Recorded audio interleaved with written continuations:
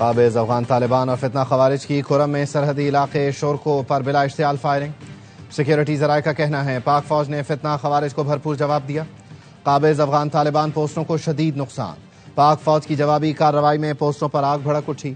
افغان رجیم کے 3 ٹینک تباہ، قابض افغان طالبان متعدد لاشیں پوسٹ پر چھوڑ کر فرار ہو گئے۔ فورسز نے انتہائی مہارت سے چلتے ٹینک کو نشانہ بنا کر تباہ کر دیا۔ فتنہ خوارج کے اہم کمانڈر کی ہلاکت کی اطلاعات۔ افغانستان سے دراندازی کی کوشش کیسے ناکام بنائی گئی، طالبان اور فتنہ خوارج کا حملہ اور پاک فوج کا کرارا جواب۔ ARY نیوز کی ٹیم پہلے مارکے کی جگہ پہنچ گئی۔ بریگیڈیئر آصف نے بتایا دشمن نے ہفتے اور اتوار کی شب حملہ کیا، ہمارے جوان الرٹ تھے، منہ توڑ جواب دیا۔ 21 افغان چوکیوں پر قبضہ کر کے وہاں پاکستانی پرچم لہرایا۔ پاکستان پر حملوں میں استعمال لانچنگ پیڈ تباہ کیے۔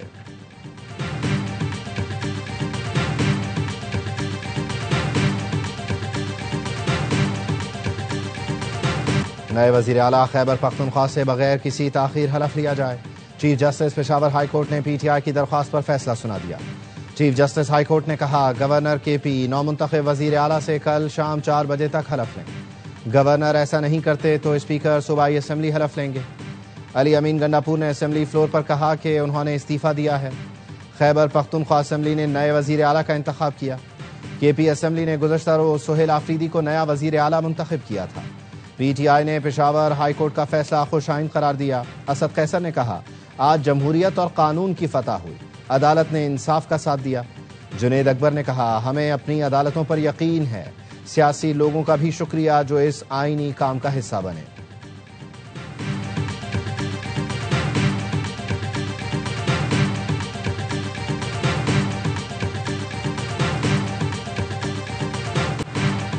گورنر خیبر پختونخوا آج شام 4 بجے نومنتخب وزیر اعلیٰ سہیل آفریدی سے حلف لیں گے۔ فیصل کریم کنڈی کہتے ہیں علی امین گنڈاپور نے اسمبلی فلور پر کہہ دیا کہ مستعفی ہو گیا ہوں تو اسے قبول کیا۔ وزیر اعلیٰ کا دوسرا استعفیٰ پہلے پہنچ گیا تھا، پہلا استعفیٰ تاخیر سے پہنچا، اس میں شکوک و شبہات تھے۔ پہلے استعفے سے متعلق پینڈورا باکس نہیں کھولنا چاہتا، 1-2 چیزیں ایسی تھیں جس پر بات چیت کرنا تھی۔ گورنر کراچی سے بلاول بھٹو کی ہدایت پر پشاور پہنچے۔ ایونٹ میں بلاول نے گورنر کو مخاطب کر کے کہا فیصل کریم کنڈی خیبر پختونخوا جائیں، جا کر آئین و قانون کی ذمہ داری پوری کریں۔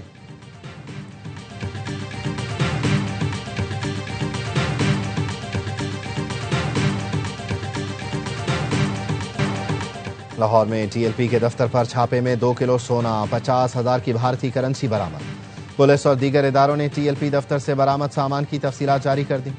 ڈالر، یورو، پاؤنڈ اور ریال سمیت 72 کروڑ پاکستانی روپے بھی شامل۔ دفتر سے پرائز بانڈ اور زیورات بھی ملے۔ سامان میں 69 قیمتی گھڑیاں، سونے کی چوڑیاں، بریسلیٹ، ہار، لاکٹ اور انگوٹھیاں ملیں۔ چاندی کا تاج اور 32 انگوٹھیاں بھی برآمد کی گئیں۔ مرید میں احتجاج کے دوران سوشل میڈیا پر انتشار پھیلانے والوں کے خلاف پنجاب میں کریک ڈاؤن، 57 گرفتار۔ کارروائیاں لاہور، قصور، کاموکی، گجرانوالہ اور شیخوپورہ میں کی گئیں۔ 109 شرپسندوں کے واٹس ایپ اور فیس بک اکاؤنٹس ٹریس کر لیے گئے۔ پولیس کا کہنا ہے 250 شرپسندوں کی فہرست مرتب کی جا چکی ہے۔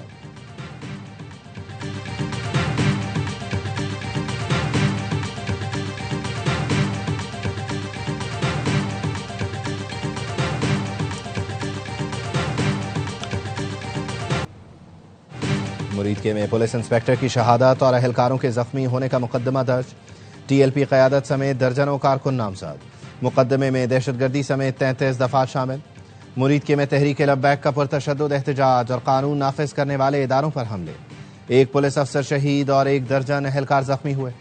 پولیس ذرائع کا کہنا ہے ابتدائی طور پر انتظامیہ نے مذاکرات کیے، ہجوم نے پتھراؤ کیا، کیلوں والے ڈنڈے، پیٹرول بموں کا استعمال کیا۔ پوسٹ مارٹم رپورٹس کے مطابق فائرنگ میں استعمال گولیاں چھینے گئے اسلحے کی تھیں۔ پولیس نے بڑے سانحے سے بچنے کی کوشش میں آنسو گیس کی شیلنگ اور لاٹھی چارج کیا۔ پولیس پر حملہ اور قتل کے مقدمات۔ TLP کے 60 سے زائد کارکنان کا جسمانی ریمانڈ منظور۔ پولیس نے ملزمان کو ATC لاہور میں پیش کیا تھا۔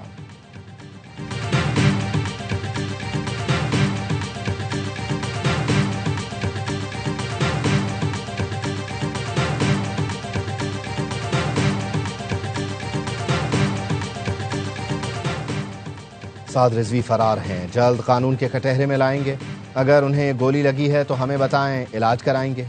DIG آپریشنز فیصل کامران کہتے ہیں پولیس اہلکاروں ایس ایچ او کو گولی لگے گی تو کیا ریاست خاموش رہے گی؟ سامنے سے فائرنگ ہوگی تو فورس کیا کرے گی؟ ٹی ایل پی کارکنان کے پاس جو ڈنڈے ہوتے ہیں ان پر کینے لگی ہوتی ہیں۔ مظاہرین کے تشدد سے 60 پولیس اہلکار مستقل طور پر معذور ہو چکے ہیں۔ احتجاج شروع ہونے سے پہلے ٹی ایل پی سے بات کی، انہیں سمجھایا، انہیں کہا فلسطین کے لیے ریلی نکالنی ہے تو نکالیں، مگر وہ بضد تھے احتجاجی مارچ لے کر جائیں گے۔ یہ ہمیشہ جھوٹ بول کر لوگوں کو گمراہ کرتے ہیں۔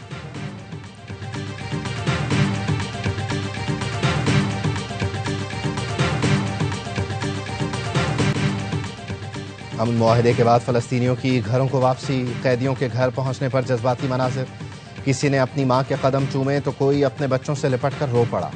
20 سال بعد پہلی بار باپ سے ملنے والی بیٹی پھوٹ پھوٹ کر روئی۔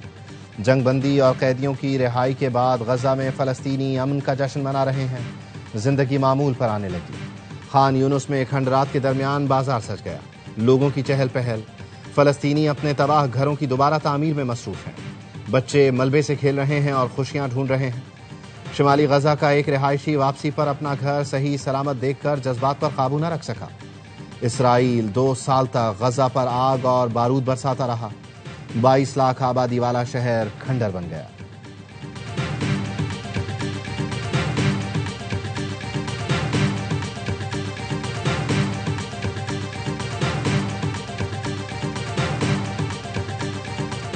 امن معاہدے کے اگلے ہی روز اسرائیل کی سفاکیت، 9 فلسطینی شہید کر دیے۔ شجاعیہ کیمپ کے اطراف فائرنگ سے 5 شہید۔ اسرائیلی فوج نے الزام لگایا نشانہ بنائے گئے فلسطینی فوجیوں کے قریب آنے کی کوشش کر رہے تھے۔ اونروا چیف کا کہنا ہے اسرائیل اب بھی غزہ میں امداد روک رہا ہے۔ غزہ میں امدادی سامان اسرائیلی پابندی کے باعث داخل نہیں ہو پا رہا۔ اسرائیل نے یرغمالیوں کی لاشیں حوالے کرنے کے لیے حماس کو آج رات تک کی مہلت دی ہے۔ اسرائیلی وزیر دفاع کا کہنا ہے وقت بہت کم ہے، آج رات اگر کوئی پیش رفت نہ ہوئی تو اسرائیل اپنے تمام اختیارات استعمال کرے گا۔ حماس اب تک 28 میں سے 4 لاشیں اسرائیل کے حوالے کر چکی ہے۔ حماس کا کہنا ہے باقی 24 لاشوں کو نکالنے میں وقت لگ سکتا ہے۔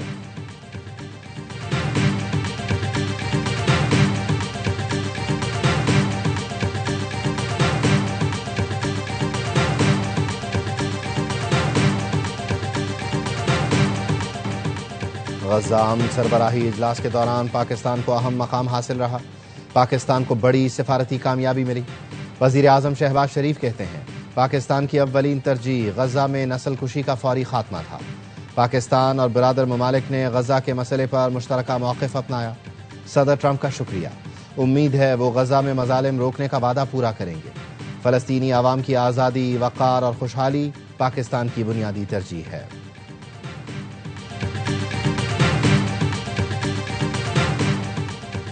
تمام 20 مغوی اسرائیل واپس آ گئے ہیں اور بہتر ہے، ایک بڑا بوجھ ہٹ گیا لیکن کام ابھی مکمل نہیں ہوا۔ امریکی صدر ڈونلڈ ٹرمپ کہتے ہیں ہلاک شدگان کی باقیات کی واپسی وعدے کے مطابق نہیں ہوئی، دوسرا مرحلہ شروع ہونے والا ہے۔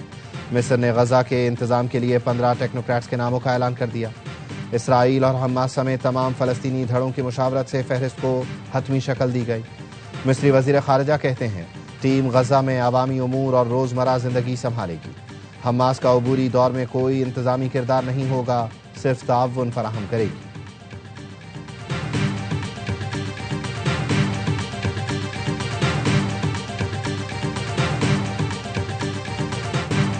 سابق وزیر خارجہ بلاول بھٹو نے اسرائیل کی نیت پر شک کا اظہار کر دیا، کہا تاریخ میں سب سے زیادہ جنگ بندی توڑنے والا ملک اسرائیل رہا ہے۔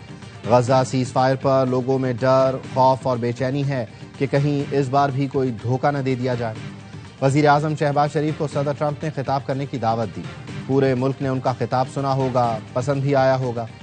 رضا ربانی کے ناول کی تقریب رونمائی سے خطاب میں کہا سندھ کا مقابلہ کسی صوبے یا شہر سے نہیں، ہم تو دنیا سے مقابلہ کرتے ہیں۔ خیرپور اکنامک زون کا شمار دنیا کے بہترین اکنامک زونز میں کیا گیا۔ پورے ملک کو ایک ہو کر دنیا سے مقابلہ کرنا چاہیے، آپس میں تقسیم نہ ہوں۔ آفات کے دوران بے نظیر انکم سپورٹ پروگرام غریب طبقے کو امداد دینے کا بہترین طریقہ ہے۔ اس پروگرام کو عالمی سطح پر تسلیم کیا جاتا ہے۔ پی ٹی آئی حکومت نے بھی BISP کا نام بدل کر پیسے پہنچائے۔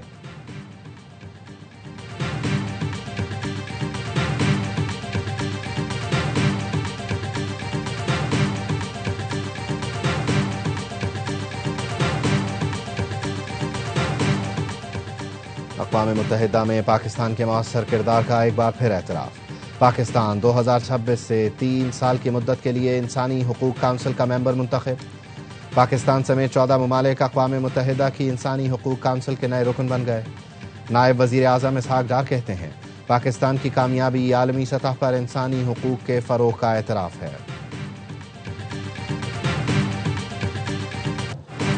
پاکستان اور امریکہ کے درمیان ٹیرف ڈیل طے پا گئی۔ وزیر خزانہ محمد اورنگزیب کہتے ہیں IMF کے ساتھ رواں ہفتے سٹاف لیول معاہدے کی امید ہے۔ دوسرے جائزے کے تحت پاکستان کو موسمیاتی تبدیلیوں کے لیے امداد ملے گی۔ حکومت رواں سال کے آخر تک پہلا گرین پانڈا بانڈ جاری کرنے کا ارادہ رکھتی ہے۔ رواں مالی سال کے آخر تک نجکاری میں پیش رفت ہوگی۔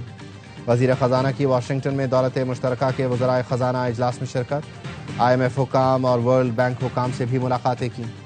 IMF نے پاکستانی معیشت پر آؤٹ لک رپورٹ جاری کر دی۔ سیلاب سے نقصانات کا تخمینہ شامل نہیں کیا گیا۔ معاشی شرح نمو رواں سال 3.3% رہے گی۔ مہنگائی میں اضافے کی شرح 6% رہنے کا امکان۔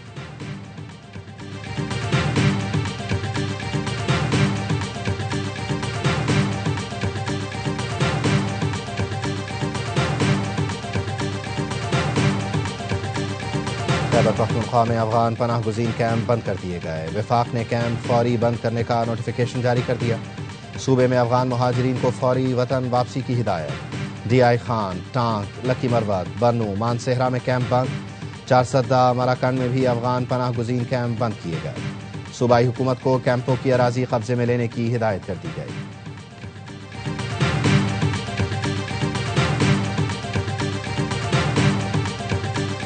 جنوبی افریقہ پہلا ٹیسٹ فیصلہ کن مرحلے میں داخل۔ پاکستان کو جیت کے لیے 8 وکٹیں، پروٹیاز کو 226 رنز درکار۔ تیسرے دن کا کھیل بھی اسپنرز کے نام رہا۔ دوسری اننگز میں پاکستانی بلے باز بڑا اسکور کرنے میں ناکام۔ پوری ٹیم 167 رنز پر ڈھیر ہوئی۔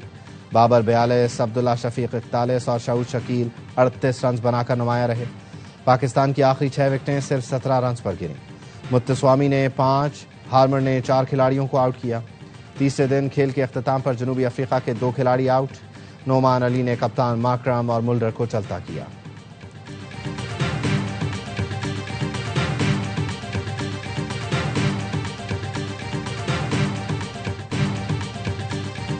جس پوزیشن میں آ گئے اس کے ذمہ دار ہم خود ہیں۔ ہیڈ کوچ اظہر محمود کی بلے بازوں کی شاٹ سلیکشن پر تنقید۔ کہا گیند بریک ضرور ہوئی لیکن وکٹیں گرنے میں پچ کا کوئی کردار نہیں تھا۔ سعود شکیل نے چائے کے وقفے سے پہلے غیر ضروری شاٹ کھیلا جس سے دباؤ آیا۔ پچ کی صورتحال دیکھ کر پر امید ہیں ہدف کا دفاع کر لیں گے۔ وزیر اعلیٰ پنجاب مریم نواز کا نئی سڑکوں پر سولر اسٹریٹ لائٹس لگانے کا حکم۔ لاہور کے بیوٹیفیکیشن پروجیکٹس کی منظوری دے دی۔ اجلاس میں صوبے میں CNW اور LDA پروجیکٹس پر پیش رفت کا جائزہ لیا گیا۔ پنجاب کے تمام ٹول پلازوں پر پرچی کو ختم کرنے اور مکمل ڈیجیٹلائزیشن کا فیصلہ کیا گیا۔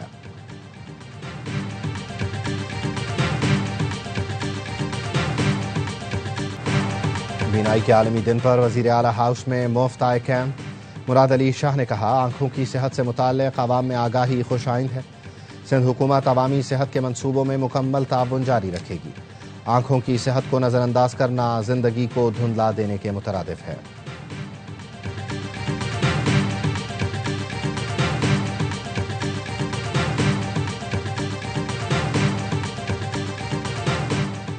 وزیر بلدیات سندھ ناصر حسین شاہ سے منعم ظفر کی سربراہی میں جماعت اسلامی کے وفد کی ملاقات۔ ٹاؤنز کے مسائل اور ان کے حل کے لیے اقدامات پر گفتگو۔ ناصر حسین شاہ نے نیو کراچی ٹاؤن چیئرمین کی شکایت پر میونسپل کمشنر ایاز حمید بلوچ کو فوری معطل کرنے کی ہدایت کی۔ وزیر بلدیات نے کہا منتخب بلدیاتی نمائندوں سے تعاون نہ کرنے والے میونسپل کمشنرز کے خلاف کارروائی ہوگی۔ ٹاؤن چیئرمینوں کے مسائل کے حل کے لیے کوآرڈینیشن کمیٹی قائم کرنے کی ہدایت۔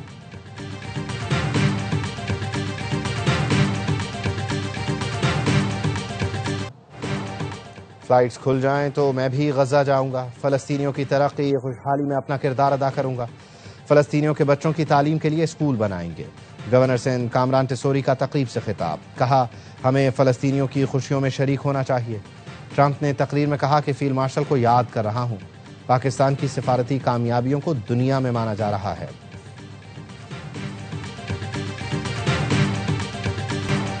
غزہ کی بحالی میں برسوں لگ سکتے ہیں، اس پورے عمل میں ترکی مرکزی کردار ادا کرے گا۔ ترک صدر طیب اردوان کہتے ہیں امریکہ اور خلیجی ملکوں کے ساتھ مل کر غزہ کی تعمیر نو کا جامع منصوبہ تیار کریں گے۔